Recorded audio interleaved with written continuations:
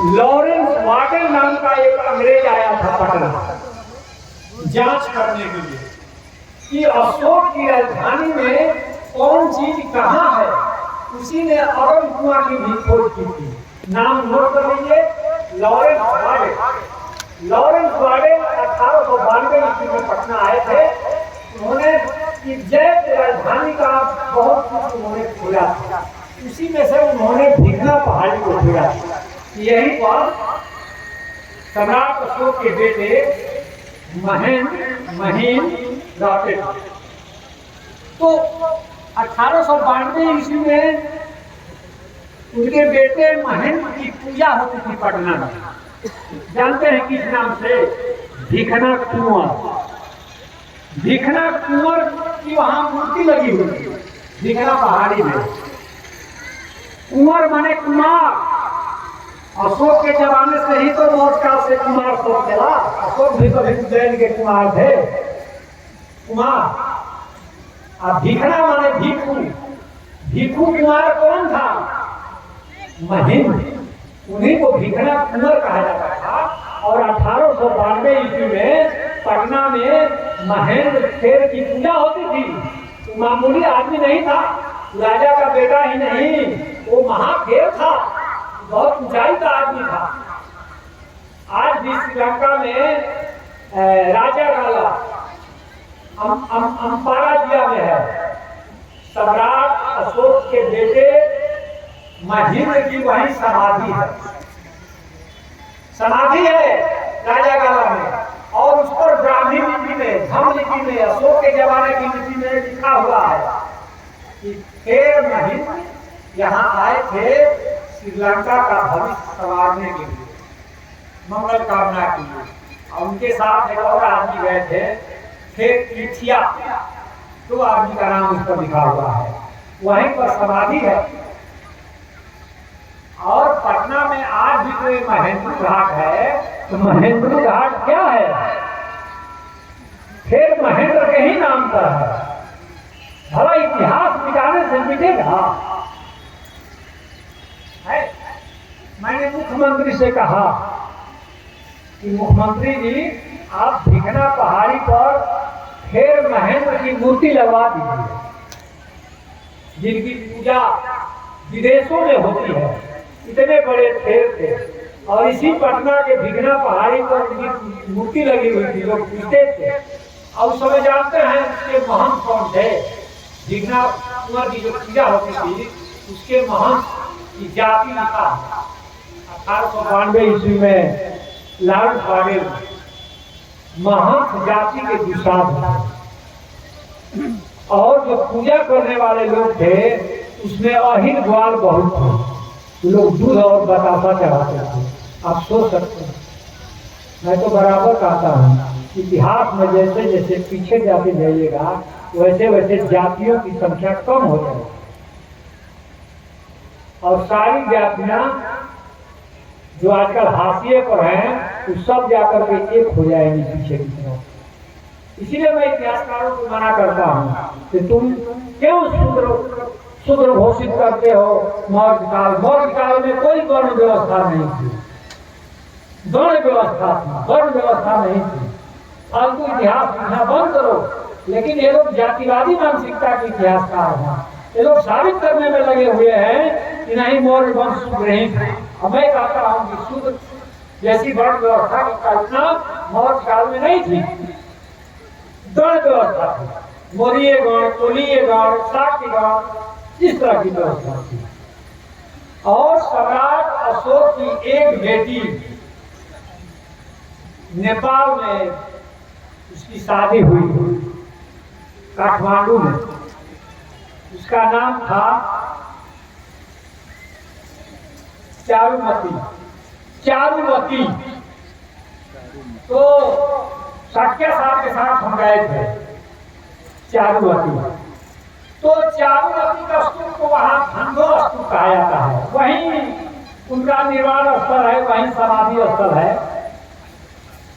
तो बहुत दिनों तक हम लोग के पास प्रमाण नहीं मिल रहा था कि सम्राट अशोक की जो बेटी थी चारुमती वो दूसरी पत्नी की थी।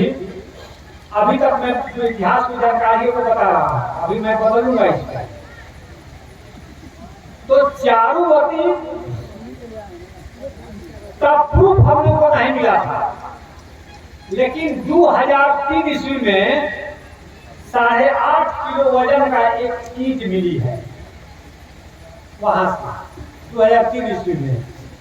वो ईंट अभी छावनी म्यूजियम में है, सब मालूम है, नेपाल के। उस पर जानते हैं क्या लिखा है उस ईंट पर? उस जमाने की भाषा और लिपि में लिखी हुई है, चारुवती थुप, माने चारुवती का स्तूप।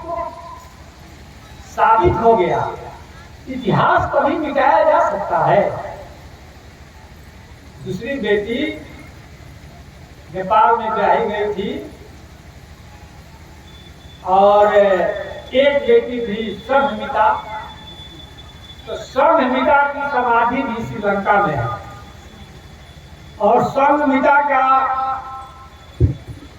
होने का सबूत हम लोगों को मध्य प्रदेश के सीहोर जिला के पानगुलरिया बौद्ध विहार से मिलता है।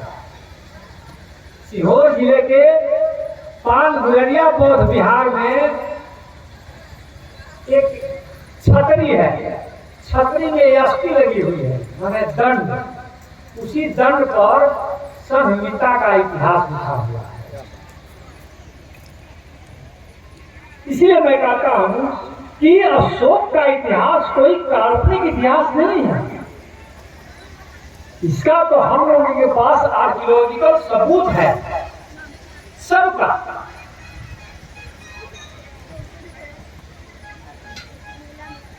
तो लगता है कि अब बहुत कुछ बोल दिए हैं। नहीं सर, अभी कहाँ अभी कहाँ सासाराम पे तो आधुनिक पर बोलने के बाद सासाराम हाँ हो रही थी सासाराम शिलालेख पर। सासाराम को तो ज्यादा बोलने की जरूरत हो जाएगा। तो नया इतिहास बताने की बात कर रहे हैं तो पुराना देश जो है ना, गृह मंत्री का तो प्रोग्राम कैंसिल हो गया, तो वो सासाराम का शिलालेख के बारे में मैंने ही फेसबुक पर लिखा कि भाई इसका हम वहीं बैठते थे, हमारा कॉलेज जो है ना वहीं शिलालेख के पास ही में था। तो मैं कॉलेज से खाली होकर वहीं शिलालेख के पास बैठा था। तो एक दिन देखे कि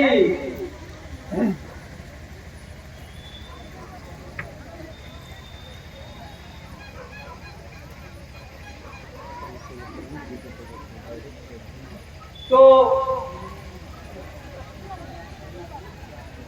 ये जो पर्ची आई है, माता का नाम, पत्नी का नाम, तो एक चीज बता देते हैं, हम ज्यादातर आर्कियोलॉजिकल एविडेंस में ज्यादा विश्वास करता है।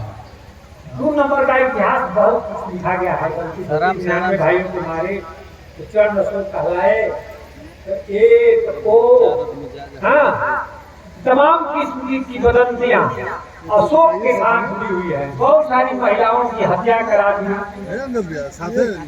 माने अनठेकानी बात इन लोगों ने लिखा।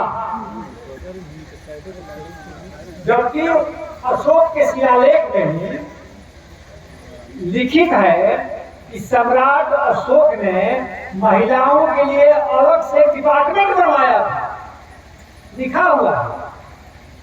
महिलाओं के कल्याण के लिए सम्राट अशोक ने अलग से मंत्रालय बनवाया था।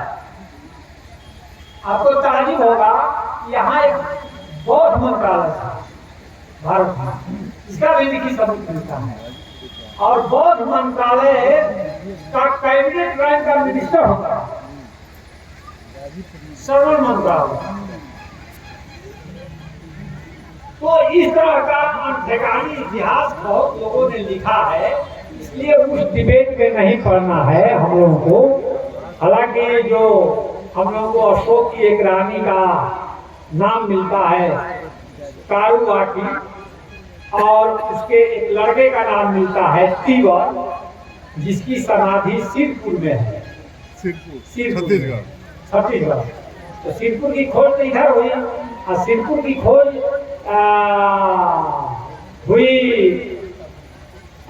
इसके फेंसांग की डायरी के आधार पर मैं तो कह ही रहा हूं कि अगर सम्राट अशोक ये क्या कि जहां जहां बुद्ध भगवान गए थे वहां वहां उन्होंने स्तूप चैत या स्तंभ खड़ा करा दिए। वो अगर स्तंभ नहीं रहता तो फाहियान और फेंसांग इंसान न हो जाते। क्या पता?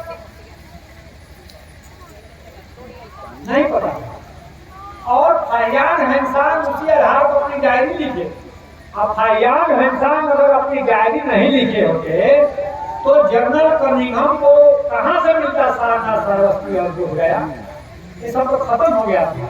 बोध गया में जो मंदिर है महाबोधि मंदिर, वो तो जमीन के नीचे था और उसका नाम उल्टा रख दिया। वहां गौतम बुद्ध को बोध आया, लेकिन ये लोग नाम रख दिया कि बोध गए। नामे उल्टा कर दिया। उल्टा करने में लोग बहुत माहिर है। बहुत सारी चीजें उल्टी है हमारी इतिहास। तो अभी जो सुजाता का स्तूप मिला है वो 2026 में मिला है ना भाई। फल्गु नदी के उस पार जो सुजाता का स्तूप मिला है 2026 में सब मिट्टी से ढका हुआ था। अब उतना ऊंचा महाबोधि टेम्पल है, अब उसको पता नहीं था कि यहाँ टेम्पल है, पता ही नहीं था लोगों को, सब ढक गया। बहुत सारी चीजों का रूप परिवर्तित हो गया है, बहुत सारी चीजों को ढक दिया गया है। वो तो ये अलेक्जेंडर कनिंघम बड़ा मेहनत कर करके श्रावस्ती सारनाथ सारनाथ का तो सारा ईंटा ढो कर ले गया था। क्या पता था क्या बुद्ध भगवान ज्ञान दिए थे? कब दिए थे? उसको हम लोग कहते हैं गुरु पूर्णिमा। एक बुद्ध पूर्णिमा है, एक गुरु पूर्णिमा, दोनों में अंतर जान जाएंगे।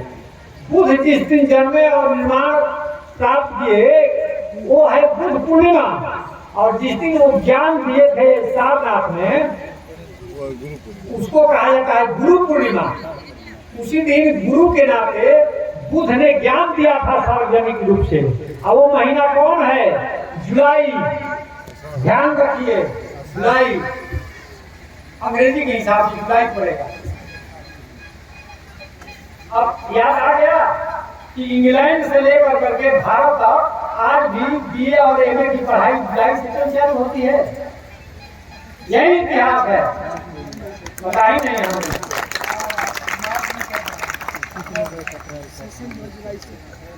उसी को बदल के एक अप्रैल कर रहे हैं। करे जहाँ करना है, लेकिन जुलाई में हम लोग भी एमए में पढ़े हैं। जुलाई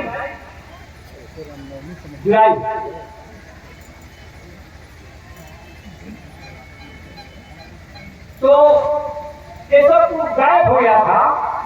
ये सब तो सम्राट अशोक के चलते सब सामने आया। ये बात तो खत्म होगी नहीं, जो बात निकालेगा तो फिर बात निकल जाएगी। हाँ तो बोध गया, बोध आया, ऐसा पता नहीं, उल्टा चीज बहुत सारा हमारे दिमाग में होता। फिर बात के बाद बात निकल गई। आई लोग जो कहता है ना कि ताजमहल सबसे बढ़िया है, फिर से जा करके महाबोधि टेम्पल को आते। गाजीपुर में बुद्ध 7 दिन तक कहाँ रुके थे? इसका डिटेल उन्होंने नहीं दिया है। उन्होंने इतना ही लिखा है कि बुद्ध जहाँ वो सम्राट अशोक का स्तूप था, जहाँ बुद्ध रुके थे वहीं सम्राट अशोक के स्तूप बनाए या शिलालेख लिखवाए। तो यहाँ पर सम्राट अशोक स्तूप बनवाए थे। मैं कह रहा हूँ ना कि राजधानी से पश्चिम उत्तर नजदीक में, मतलब 100 मीटर के अंदर नजदीक में, तो वहीं बुद्ध रुके थे जहाँ वो स्तूप था। जैसे सासाराम में शिलालेख है, तो सासाराम में शिलालेख फालतू नहीं है। वहाँ एक रात बुद्ध रुके थे और सम्राट अशोक जब 256 दिन की यात्रा में निकले थे जनता की तकलीफ जानने के लिए, तो एक रात उन्होंने सासाराम में बिताई थी। उसी की यादगारी में वो सासाराम वाला शिलालेख है।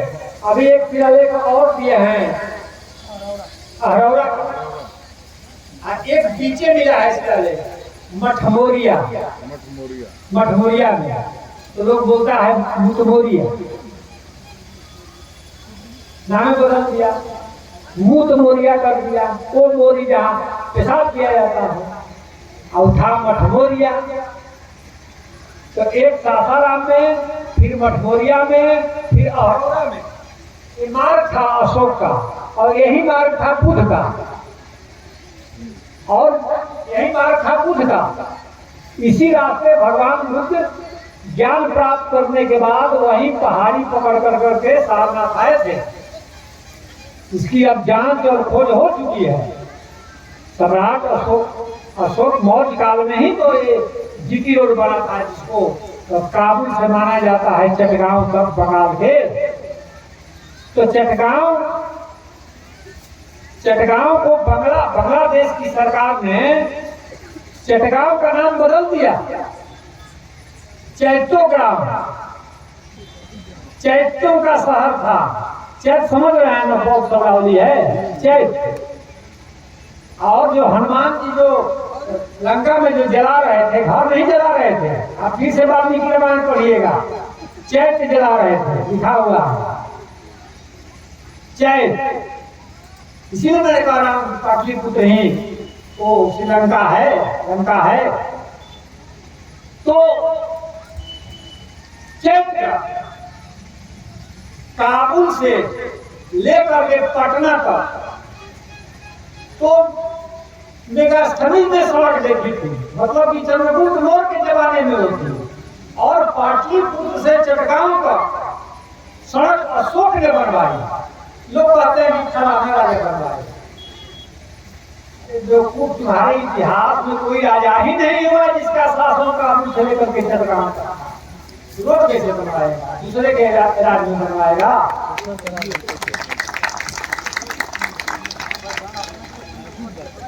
तो एक मांग की जा रही थी कि भाई इस सड़क का नाम अशोक के नाम पर अशोक पथ किया जाए।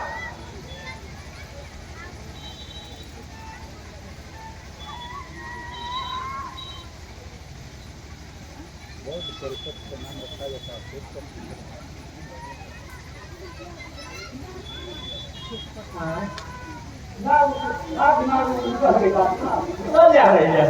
सोच रहे हैं कहने के लिए, तब तक बात ही निकल जाती है। चलिए खैर, आप लोगों ने सुना, बहुत बहुत शुक्रिया, बहुत बहुत धन्यवाद।